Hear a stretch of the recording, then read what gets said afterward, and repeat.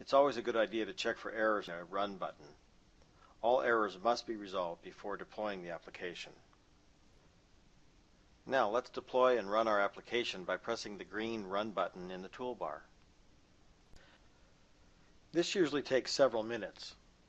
Running our application consolidates several distinct stages, such as validation, compilation, packaging, deployment, and finally, launching the application in the default browser. The deployment stage starts at around 87%. In the deployment stage, xCP Designer hands the deployment package to the XMS service so that it can deploy the relevant changes to each system component. At this point, the Run in Background button in the Progress dialog is enabled. Clicking this button allows you to continue working on your application in xCP Designer while the XMS service completes the deployment in the background. When the deployment is complete, the default web browser will open in the login page for the application. It's a good idea to make a note of the URL, or add it to the browser's bookmarks, or create a shortcut to it for easier access later. Log into the application as the user that we added to the admin role. We're using dmadmin and demo.demo as the password. If you choose another language during login, the user interface will update to reflect that language, including right-to-left locales. When we log in, we will see the main page of our application. xCP Designer automatically configures the default application page to start in the Settings page.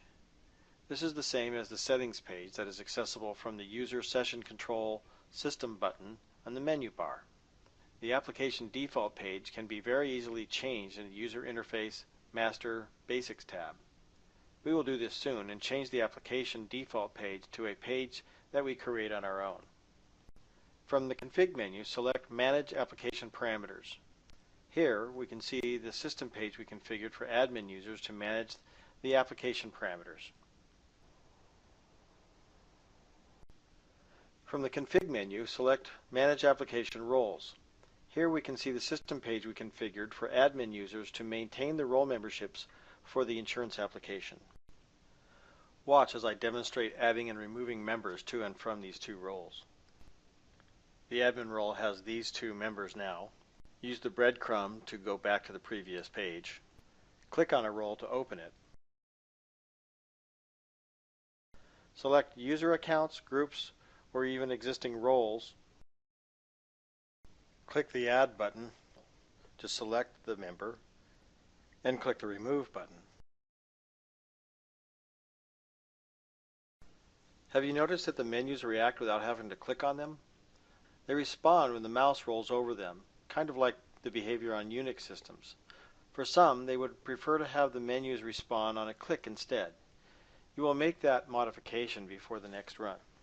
In developing xCP applications, you too will establish some standards that you will want to incorporate into most of your applications. We have completed most of the basic application configuration steps. We are now ready to configure the features of our automobile insurance and claims processing application.